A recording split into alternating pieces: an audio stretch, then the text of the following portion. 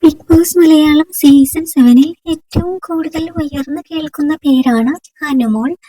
അനുമോളാണ് അവിടെ ഏറ്റവും കൂടുതൽ കണ്ടന്റ് ക്രിയേറ്റ് ചെയ്യുന്നത്. എന്നാൽ ഇപ്പോൾ നിങ്ങൾ ശ്രദ്ധിച്ചോ എന്നറിയില്ല, 2-3 ദിവസങ്ങളിലായിട്ട് സോഷ്യൽ മീഡിയ നിറയെ കത്തി നിൽക്കുന്നത്, ഏറ്റവും കൂടുതൽ ശ്രദ്ധയോടെ നിൽക്കുന്നത് അനുമോളും ജീവനും തമ്മിലുള്ള റീൽസ്, അനുമോളും ജീവനും തമ്മിലുള്ള ഇന്റർവ്യൂ, ഈ കാര്യങ്ങളൊക്കെയാണ് സോഷ്യൽ മീഡിയയിൽ ഇപ്പോൾ നിറഞ്ഞു നിൽക്കുന്നത്. ഒരുപക്ഷെ അനുമോൾ അനുമോളും ജീവനും തമ്മിലുള്ള ഫ്രണ്ട്ഷിപ്പ് ബിഗ് ബോസിന് മുമ്പ് എല്ലാവരും തന്നെ ഏറ്റെടുത്തിരുന്നു.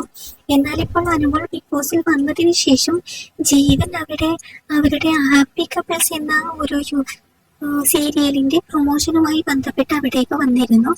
ആ സമയത്താണ് ഇവർ തമ്മിൽ എന്തോ പ്രശ്നമുണ്ട് എന്ന് സോഷ്യൽ മീഡിയ അറിയുന്നത്.